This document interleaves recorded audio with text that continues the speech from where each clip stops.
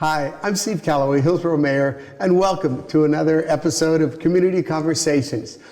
It's a video cast where you can watch it or listen to it, whatever is most convenient for you and your schedule. But either way, we're glad that you have joined us today. Now, when I think about the quality of life in Hillsboro, one of the things I think about is providing new and better job opportunities for those who are new to the workforce, those who have experience, those who are looking to change jobs, and for the next generations whose jobs may still be years away. Now, people can find their pathway in life with a job that pays a livable wage and a career that provides a sense of purpose and fulfillment. And it's up to us in our different roles to remove the barriers and to create equitable access to career opportunities at multiple stages, whether somebody is seeking a new career, coming back to work, or just getting new skills. It's what we call career development or workforce development. And that's what our panel is going to be diving into today. So we have with us Diane Vidmanis, who's the Business Operations Director from Intel. We have Josh Laurie, who is the Director of Student Success Programs at Portland Community College, also known as PCC. And we have Christy Wilson, who's a Workforce Development Manager here with the City of Hillsboro. So thank you all for being here for this important conversation. And Diane, we'll start with you and ask you to share with us your career path, what your journey was like, starting out as a student and ending up at Intel. Sure. Mayor Callaway, thank you so much for having me here today and being such a great partner with Intel. Sure. I'm the first person in my family to have gone to a four-year university, but I started off at a community college in pre-engineering and then transferred to Oregon State, where I received my bachelor's degree in industrial engineering.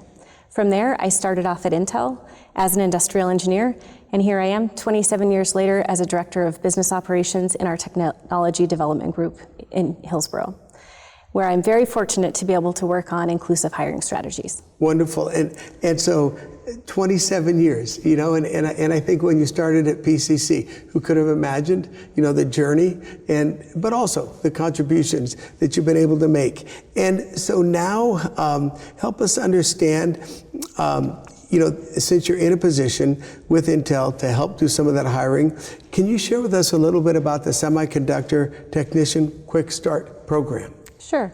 Intel is very proud to be working with the City of Hillsboro, Portland Community College, WorkSource and Work Systems to bring Quick Start to Oregon.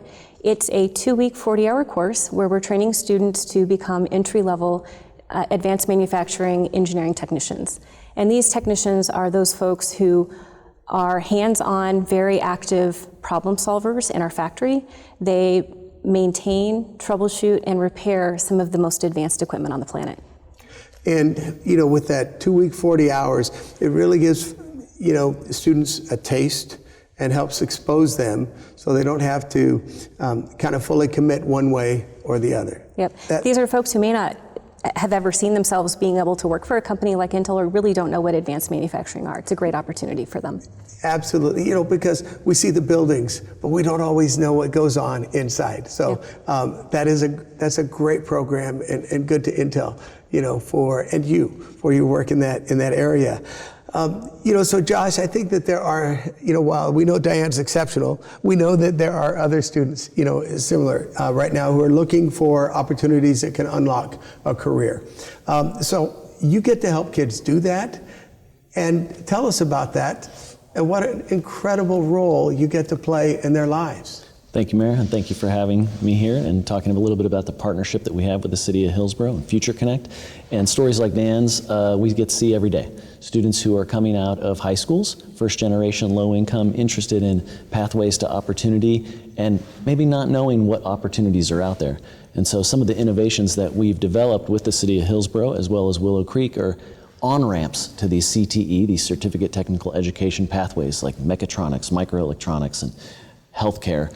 One way that we've innovated is create on-ramps, free credit classes at college for students who recently graduated in summer, for them to try and see what is in that pathway for them. And we bring workforce in to present to students so they can see what these opportunities are.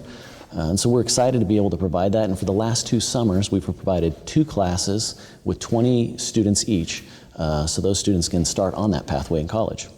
And so if you wanted to learn about, the Quick Start or some of the classes that you offer, it's all on the PCC website. Absolutely, pcc.edu. And right now we actually have an application open for our Future Connect application for students who are in the Hillsboro school districts, and that's right there as well. Very good. And so you mentioned Future Connect, and I think, going back to, my time prior to being a mayor, when I was on city council and also an elementary principal, I think Future Connect is one of the things that I'm most proud of that we have done as a city. And as a principal, as a teacher, we always tell kids, stay in school, study hard, get good grades, and you could go to college. And sometimes, it isn't possible because of circumstances and family situations. So tell us a little bit more about Future Connect and how it really helps deliver, on that promise, but break down some of those barriers. Absolutely. Well, I think one thing we're really proud of at PCC is how the Future Connect model identifies students in need right before they graduate from high school and then provides for them, it's not rocket science, a caring individual and support. And so these two things work hand in hand to support the student all the way through PCC. Caring individual, that's a college success coach, right? That's an individual who's an advisor and can help students navigate some of those tricky situations they get into that are sometimes housing insecure or maybe food insecure, while simultaneously trying to navigate college. And then of course the other piece is support. We provide a scholarship for every student in Future Connect that helps them support themselves through PCC without loans for 2 years. And then finally, for some students who want to go on to the university, we have partnerships with Linfield, Lewis and Clark, and Pacific right here in the backyard to provide some full ride scholarships for those students. So no matter what that student's goal is, Future Connect's job is to help them get there. Very good. And, and a special thank you to Portland, the city of Portland, which started the Future Connect program initially, and then it expanded out here in Washington County. And so both the cities of Beaverton and Hillsboro are part of that. And a thank you to the PCC Foundation because they are the other funding component of Absolutely. that. And so again, we're very, proud to be a part of that and to know that we are, not only changing the career paths of students, but also changing, in some ways the life trajectories, because of that college education and what they will achieve and attain because of that. So it's an easy segue from PCC to Christy Wilson, partly because Christy, you are a board of director. You're on the board of directors for PCC. So thank you for your service to our community in that way. But then you also work for our city, in workforce development. And so one of the things is we've heard is about the partnerships and how they all work together. And can you tell us a little bit more about some of the partnerships that exist to support workforce development? Yeah, thank you.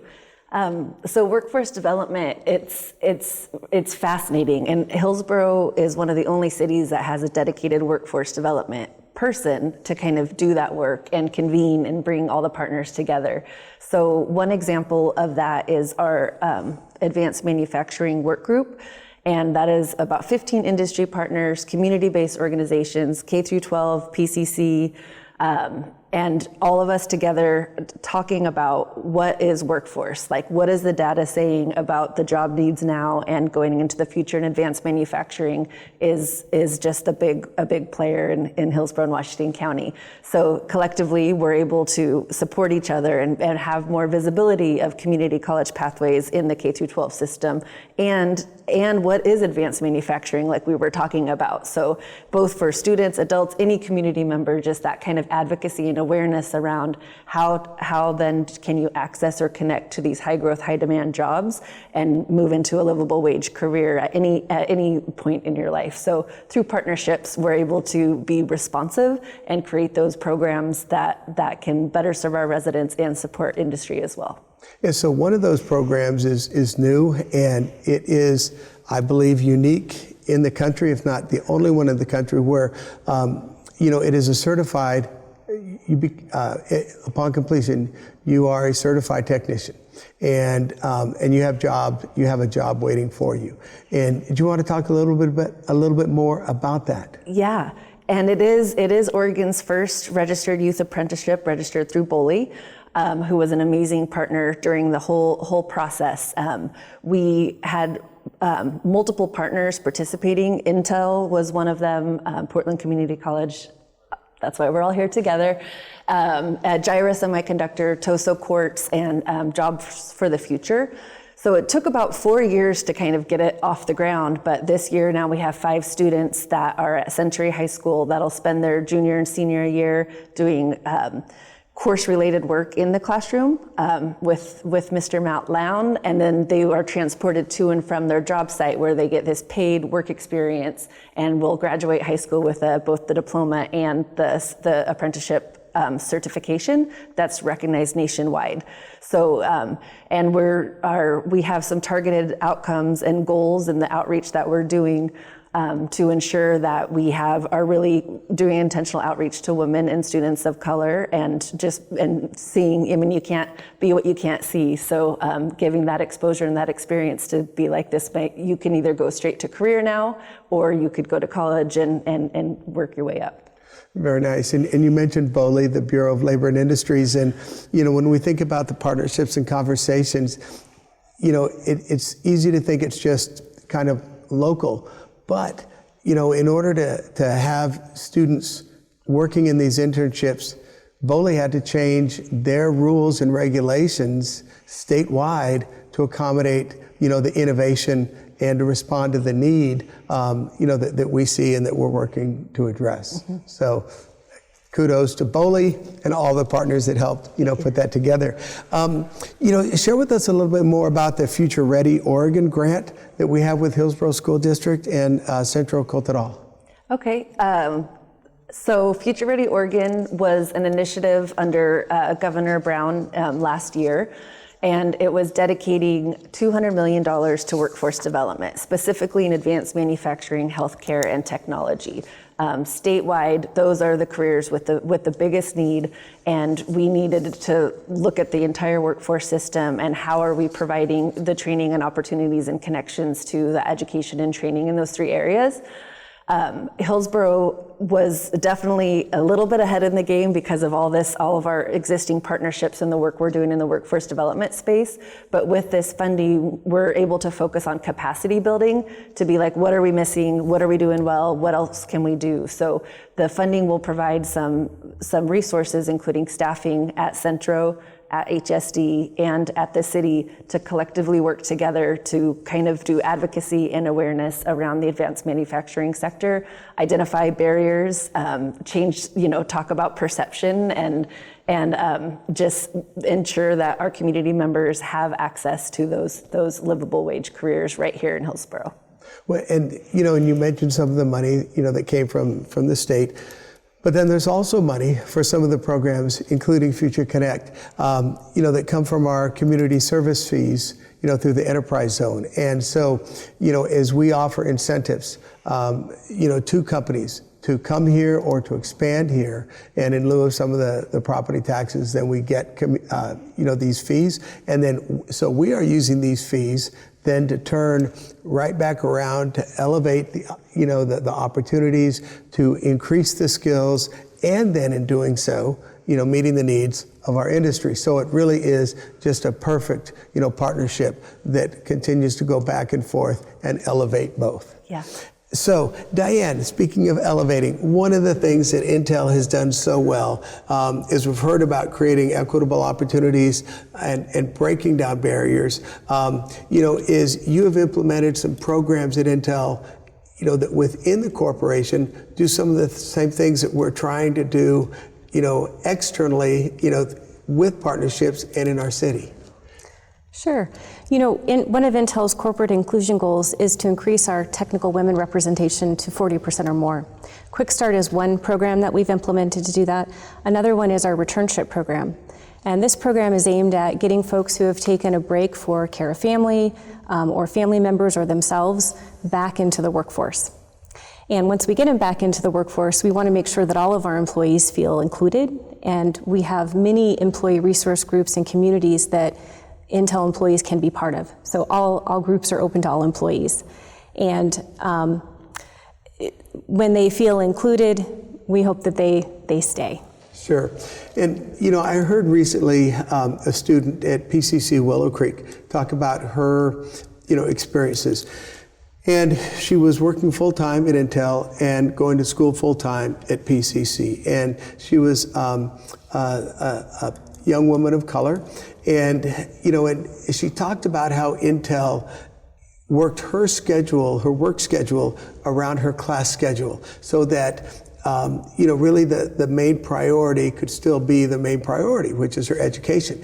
And so when you speak of these things, we hear about it and we see it, and you can tell that what Intel is saying and doing is honestly what they are following through with. And for her to be able to say, when I leave college, I will be able to continue this job, I will have my degree, and that's where you also get employees who want to stay with a company for 27 years or more because of, I think, that respect and that recognition that comes with them and their needs and those opportunities. So, great job. Josh, what do you see as the highest barrier in the community when it comes to accessing higher wage jobs? And how does PCC help break those down?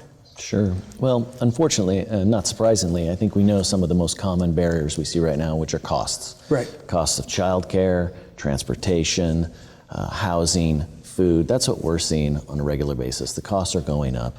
And then the other piece of this is awareness of pathways to workforce. And so some of those historical dynamics that have set up where we might once have thought that, it's a 2-year degree, a 4-year degree, a master's degree, and then I enter the workforce. Well, the workforce is demanding individuals now for high-wage jobs with certificates and short-term completions. And so the way that PCC can play a role, and we do, our middle name is community, and so the way that we can play a role is keeping costs down and meeting the student where they're at, right? So with some programs like Future Connect, where we provide resources to students to mitigate some of those costs, and then programs like the On-Ramp at Willow Creek, where we can really help students who may not know what they want to do get into entry-level certificate programs to access some of those workforce pathways. So those are two ways that we're trying to mitigate the costs and help raise the awareness about these pathways. And when you talk about the certification programs, that is, like you said, the on-ramp that begins to give folks an idea where their direction might go.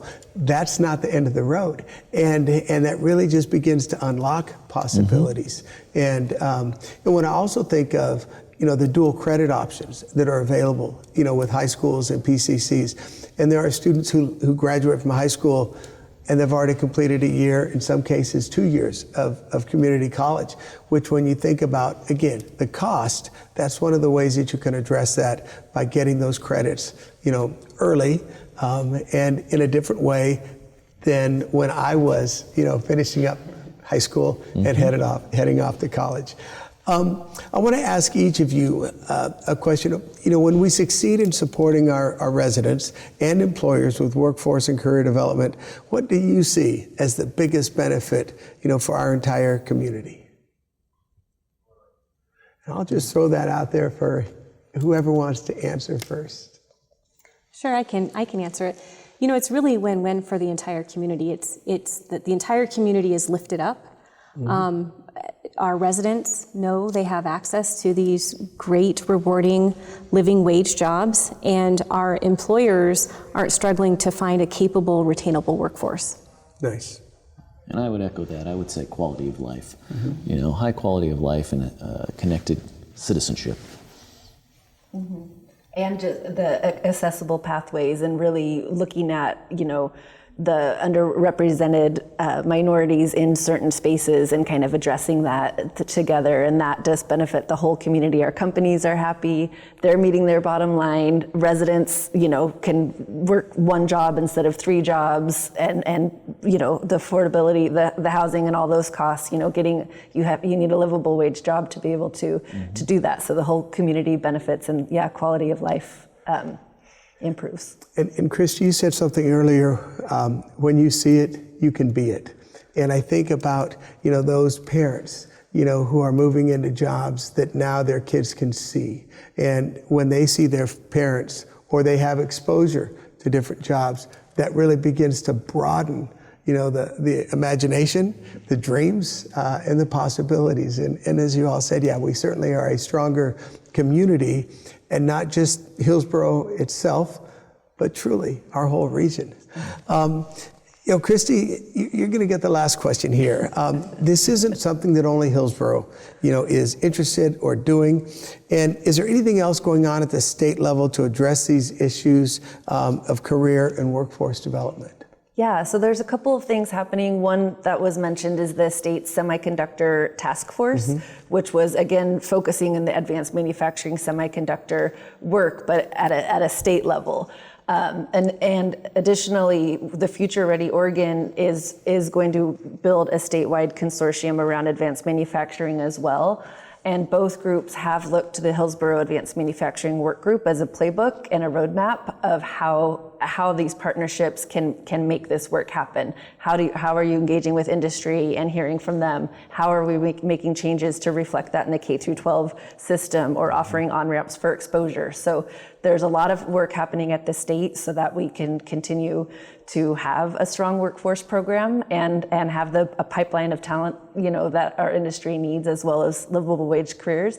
And so I think it's kind of cool that Hillsboro has an opportunity to share what we're doing, and the state will be able to replicate and scale that to benefit the entire state. Very good. And, and you talked about Hillsboro sharing what we're doing, and we are absolutely, all of this is replicable. And we are happy and willing to share. And, so go to the city's website, pick up the city phone and contact Christy. She'll answer all your questions. Certainly go to PCC and check out their website and for Future Connect. And again, we're taping this in early January 2023. So when Josh, you talk about applications right now for, Future Connect, that would be something timely, right now for this calendar. And so thank you, Diane. Thank you for all your work. Thanks for sharing your story with us, and how wonderful that we as a community have been the beneficiary of your passion, your work, and your excellence. And thanks to all of you for joining us today. I'm Steve Callaway. We're grateful to have had you here with Community Conversations, and we look forward to seeing you with our next episode. And in the meantime, take care and have a good day.